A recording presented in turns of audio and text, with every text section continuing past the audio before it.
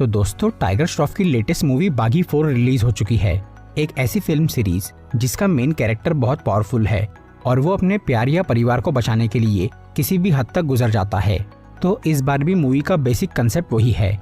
Film की story एक south की मूवी को देखकर और बॉलीवुड के कुछ पुराने फंडों को जोड़कर बनाई गई है, जो कि कुछ लोगों को अच्छी लगी और कुछ को बुरी। लेकिन 200 रुपए की टिकट से 2000 के मजे की उम्मीद करना और फिल्म में लॉजिक या परफेक्शन ढूंढना गलत है। ये मूवी एक्शन और ड्रामा से भरपूर है और एक बार देखने लायक तो है ही। आज मैं बागी 4 फिल्म को शॉर्ट में एक्सप्लेन करूंगा, तो चलिए शुरू करते हैं।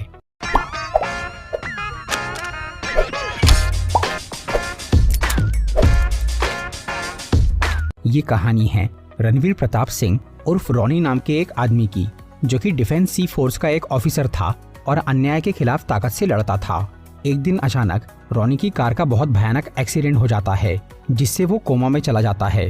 फिर 7 महीने बाद उसे होश आता है और तब रॉनी इस गम में डूब जाता है कि वो कार एक्सीडेंट में उसकी गर्लफ्रेंड अलीशा मर गई और इस दुख की वजह से वो काफी गुस्सैल होकर सबसे लड़ाई झगड़ा करने लगता है।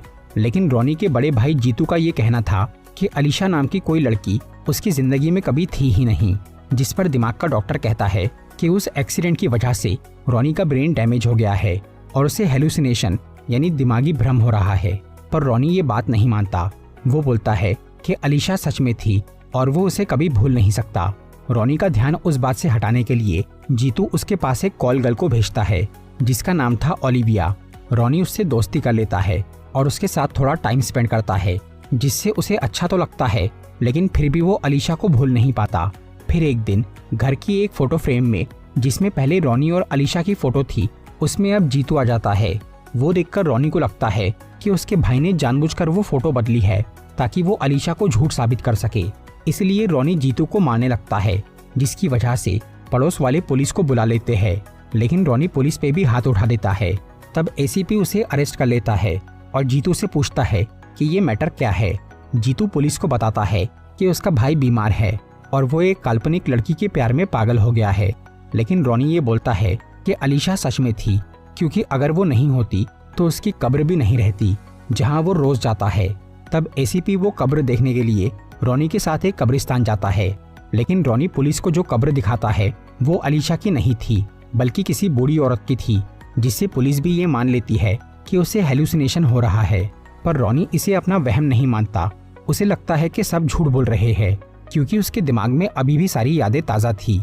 वो 1 साल पहले अलीशा डिसूजा नाम की एक लड़की से मिला था, जो कि डॉक्टर थी।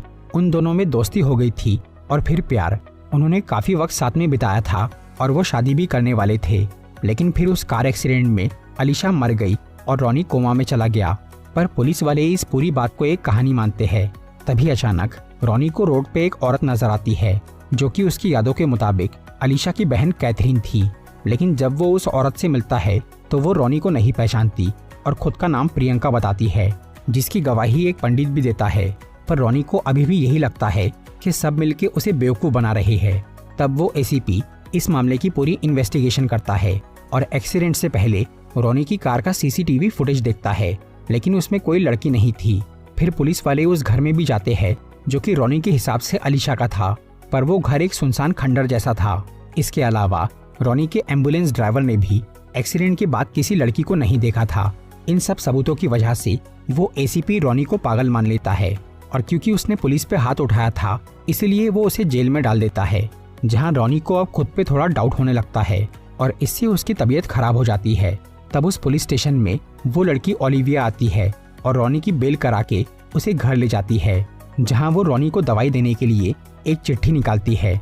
पर उस कागज को देख के रॉनी को अलीशा की बनाई हुई एक ड्राइंग की याद आ जाती है, जिसे उसने मोड़ के घर की एक फोटो फ्रेम के पीछे फेंका था। इसलिए रॉनी वो ड्राइंग को देखने के लिए अलीशा के उस सुनसान घर में पहुंच जाता है, जहां उसे वो फोटो फ्रेम दिख जाती है। लेकिन जब वो उस फेंकी हुई ड्राइंग को देखने के लिए आगे बढ़ता है तो उस घर में बहुत सारे मास्क वाले गुंडे आ जाते हैं और उस फ्रेम को बंदूक से उड़ा देते हैं। रॉनी ने कुछ टाइम पहले उन लोगों से पंगा लिया था, इसलिए वो उसे यहाँ मारने आए थे। पहले तो रॉनी को लगता है कि वो लोग सिर्फ उसका वहम है, क्योंकि जीतू ने ये कहा था कि उसने कोई मास्क वालों से लड़ाई नहीं की है। लेकिन जब वो लोग उस पर हमला करते हैं और रॉनी का खून निकलता है तो उसे एहसास होता है कि सब कुछ बिल्कुल असली है। इसलिए वो उन सब मास्क वालों से लड़के उन्हें मार देता है। उस लड़ाई में एक दीवार टूट जाती है जिसके पीछे एक पेंटिंग रखी हुई थी। वो अलीशा की बनाई हुई पेंटिंग थी जिसमें रॉनी उसके साथ था और उस पेंटिंग को किसी ने जानबूझकर छुपा दिया था। इससे रॉनी को समझ में आता है कि उसे हेलुसिनेशन नहीं हो रहा है, बल्कि सब उससे अलीशा के बारे में झूठ बोल रहे हैं। यहाँ तक कि उसका भाई भी इस नाटक में शामिल है और इस गेम के पीछे किसी बहुत पावरफुल आदमी का हाथ है जिसने सीसीटीवी फुटेज बदला, डॉक्टर और कैथरीन से झूठ बुलवाया और उन मास्क वालों को भेजकर उस पेंटिंग को मिटाने की कोशिश की। तब रॉनी सच का पता लगाने के लिए जीतू के पास जाता है, लेकिन उसका भाई घर पे नहीं था और उसकी अलमारी में बहुत सारे पैसे और एक गन रखी हुई थी, जिसे देखकर रॉनी को लगता है कि जीतू ने किसी के लालच में आकर उससे झूठ कहा था। फिर जब रॉनी उसे कॉल करता है तो वो उठाता नहीं, इसलिए वो जीतू के फोन को ट्रैक करता है और उसे फॉलो करते हुए एक वीरान जगह पे पहुंच जाता है जहाँ पे किसी ने जीतू को बांध के और लटका के रखा था। रॉनी उसे बचाने जाता है तो जीतू उसे वहाँ से जाने बोलता है और कहता है कि वो लोग बहुत खतरनाक है और उन्होंने उसे झूठ बोलने के लिए पैसे दिए थे। फिर वहाँ पे कुछ गुंडे रॉनी पे हमला करते हैं, लेकिन वो उन सबको हरा देता है। आखिर में उन आदमियों का लीडर पाओलो जीतू पे एक जहरीले तीर से वार करके उसे मार देता है और वहाँ से भाग जाता है। और क्योंकि अब रॉनी का भाई मर चुका था, इसलिए वो इस मामले की सच्चाई जानने के लिए अपने डॉक्टर के पास जाता है, लेकिन उस डॉक्टर को भी किसी ने मार दिया था। तब रॉनी उस हॉस्पिटल के सीसीटीवी को चेक करता है जिसमें उसे वही आदमी पाओलो अलीशा की बहन कैथरीन से बात करते हुए दिखता है।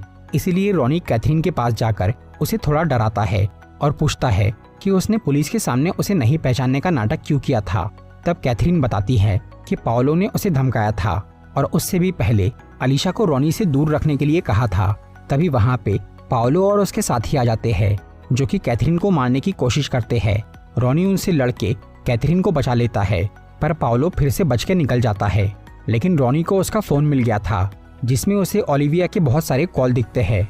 इससे रॉनी को समझ में आता है कि ओलिविया भी उन लोगों से मिली हुई है और वो उससे प्यार का नाटक कर रही थी। तब वो ओलिविया के पास जाता है और उससे सच जानने की कोशिश करता है, पर तभी वहाँ पाओलो के कई सारे आदमी रॉनी और ओलिविया पे हमला कर देते हैं, जिनसे वो दोनों मिलकर लड़ते हैं। लेकिन आखिर में ओलिविया मर जाती है, पर वो मरते वक्त रॉनी से ये कहती है कि अलीशा अभी भी जिंदा है। तब हमें अलीशा की मौत का सच पता चलता है। वो अभी चाको नाम के एक आदमी की कैद में थी जो कि पाओलो का बड़ा भाई था और बहुत खतरनाक गैंगस्टर था। असल में पहले चाको की एक गर्लफ्रेंड थी अवंतिका, जो कि हूबहू अलीशा की तरह दिखती थी, पर वो फितरत में चाको की जैसी डेंजर थी, इसलिए वो उससे प्यार करती थी और वो दोनों शादी करने वाले थे। लेकिन उनकी शादी के दिन उन पे एक गैंग के गुंडे हमला कर देते हैं, जिनसे लड़ते वक्त अवंतिका को गोली लग जाती है और वो मर जाती है। और क्योंकि चाको उससे बहुत प्यार करता था, इसलिए उसे इस घटना से बहुत बड़ा झटका लगता है। वो एक नास्तिक था, फिर भी वो चर्च में जाकर गॉड से अवंतिका की जान की भीख मांगता है और कहता है कि अगर उसे वो वापस नहीं मिली तो वो पूरी दुनिया को बर्बाद कर देगा। फिर जब चाको चर्च से बाहर जाता है तो उसे वहीं पास में अलीशा नजर आती है, जिसे देखकर उसे लगता है कि गॉड ने उसकी बात सुन ली और अवंतिका को वापस भेज दिया। लेकिन फिर उसे अलीशा के साथ में रॉनी दिखता है। तब से चाको उन दोनों पे कड़ी नजर रखता है और उनकी पूरी इन्फॉर्मेशन निकालता है, जिससे उसे समझ में आता है कि अलीशा और रॉनी एक दूसरे से बहुत प्यार करते हैं। चाको उन्हें किसी भी तरह अलग करना चाहता था, इसलिए उसने अपने भाई पाओलो को अलीशा की बहन के पास भेजकर उन्हें दूर करने की कोशिश भी की।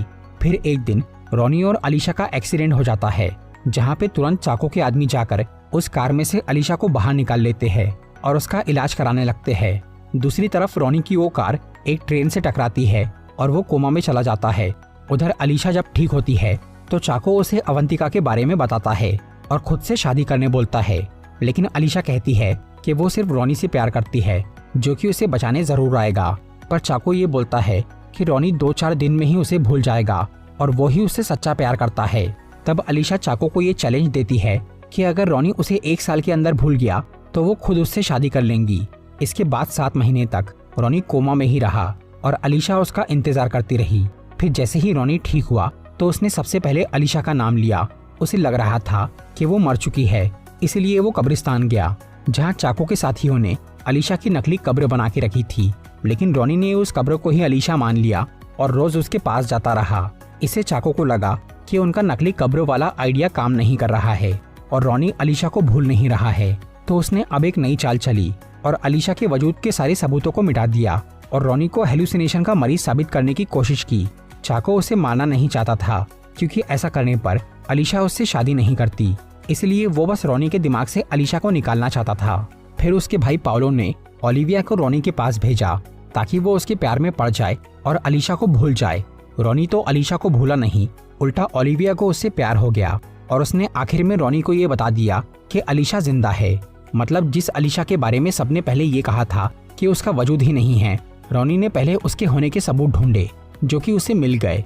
फिर रॉनी को ये लग रहा था कि अलीशा का अस्तित्व तो है मगर अब वो मर चुकी है, पर आखिर में उसे ये भी पता चल गया कि अलीशा अब तक जिंदा है, लेकिन वो कहाँ है ये उसे नहीं मालूम था।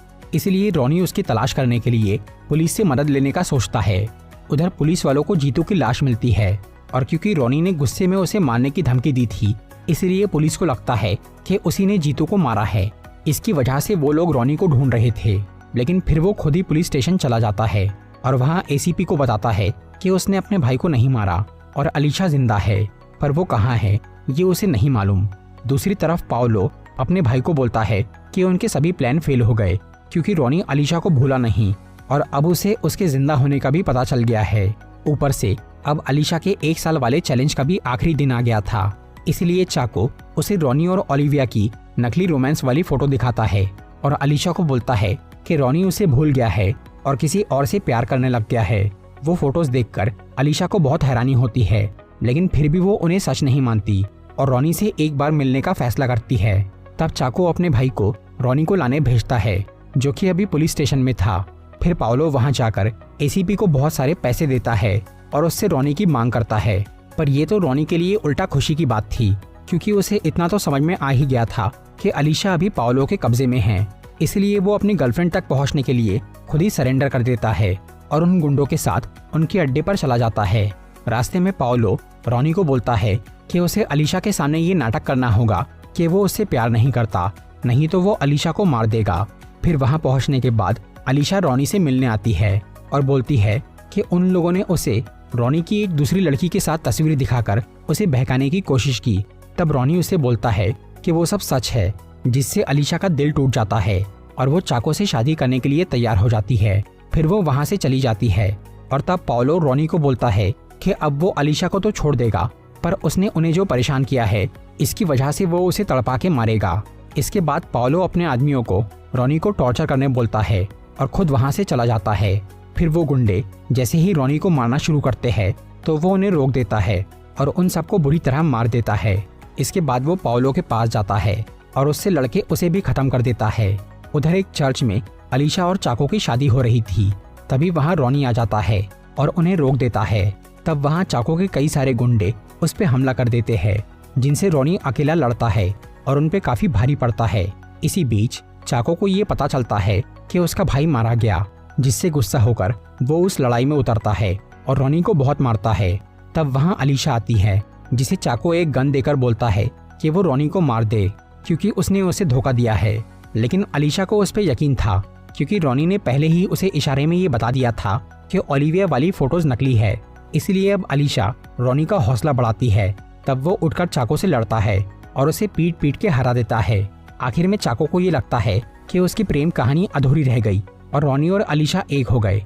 इसलिए वो गुस्से और जलन में उन दोनों को मारने की कोशिश करता है, पर तभी उस चर्च का क्रॉस और स्टैच्यू उस पर गिर जाता है, जिससे चाको मर जाता है। तब रॉनी और अलीशा उसे उसकी गर्लफ्रेंड अवंतिका के बाजू में दफन कर देते हैं, जहां उनकी अधूरी प्रेम कहानी मरने के बाद पूरी होती है और आखिर में अलीशा और रॉनी शादी कर लेते हैं। तो दोस्तों, ये थी बागी 4 मूवी की एक्सप्लेनेशन। अगर आपको ये वीडियो अच्छी लगी हो तो इसे लाइक और शेयर जरूर करिए और ऐसी ही इंटरेस्टिंग वीडियोस देखने के लिए सब्सक्राइब कीजिए हमारा चैनल और इस बेल आइकन को दबाइए ताकि आपको हमारी वीडियोस सही टाइम पर मिल सके।